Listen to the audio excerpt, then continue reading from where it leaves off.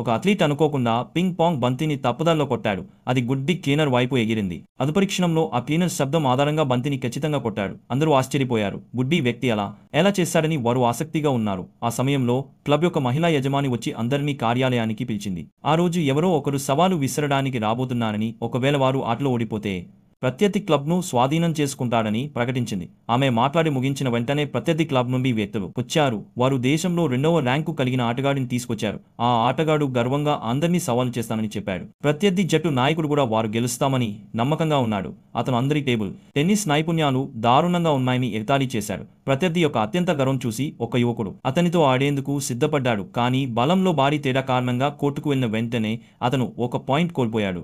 అతని సహచరులు అతన్ని భయపడవద్దని ప్రోత్సహించారు. కానీ కొన్ని ర్యాలీల తర్వాత అతను ఒక్క బంతిని కూడా అందుకోలేకపోయాడు. చివరికి అతను చాలా దారుణమైన ఫలితంతో ఆటను కోల్పోయాడు మరియు అతని ఫలితం ప్రత్యర్థి ఎగతాళికి కారణమైంది. ఈ సమయంలో టేబుల్ టెన్నిస్ హాల్ కెప్టెన్ ప్రత్యర్థి చెప్పిన వాటిని సహించలేకపోయాడు. హాల్లో అత్యుత్తమ ఆటగాడిగా అతను ప్రత్యర్థితో ఆడాలని నిర్ణయించాడు. ఆట ప్రారంభమైనప్పుడు 5 నిమిషాల పాటు ఎవరూ ఆధిపత్యం చెలాయించలేకపోయారు. కానీ గుడ్డి వ్యక్తి వినడం ద్వారా ప్రత్యర్థి కెప్టెన్ యొక్క శక్తిని ఉద్దేశపూర్వకంగా అలసిపోయేలా చేస్తున్నాడని గుర్తించాడు. అప్పుడు ప్రత్యర్థి బంతిని గట్టిగా కొట్టాడు. కెప్టెన్ తన పూర్తి శక్తిని ఉపయోగించి ఆటను కోల్పోయాడు. ఈ సమయంలో ప్రత్యర్థి కాంట్రాక్టు పట్టుకుని అందరినీ క్లబ్ బదిలీ ఒప్పందంపై సంతకం చేయమని బలవంతం చేశాడు. అందరూ ఈ క్లబ్ను చాలా ఇష్టపడినప్పటికీ ఆటలో ఓడిపోయిన తర్వాత వారు రాజీ పడవలసి వచ్చింది. మహిళా యజమాని సంతకం చేయబోతున్నప్పుడు గుడ్డి వ్యక్తి ఆమెను ఆపాడు. అతను క్లబ్ తరపున ఆటాడాలనుకున్నాడు. ఇది ప్రత్యర్థికి హాస్యాస్పదంగా అనిపించింది. మహిళా యజమాని కూడా నమ్మలేకపోయింది. కానీ గుడ్డి వ్యక్తి చాలా నమ్మకంగా ఉన్నాడు. మహిళా యజమానికి వేరే మార్గం లేక అతనికి ప్రయత్నించడానికి అనుమతించింది. ప్రత్యర్థి మొదటి బంతిని గట్టిగా కొట్టినప్పుడు అందరూ గుడ్డి వ్యక్తికి ప్రమాదం జరుగుతుందని భయపడ్డారు. కానీ గుడ్డి వ్యక్తి తన చేతిని సున్నితంగా ఊపాడు.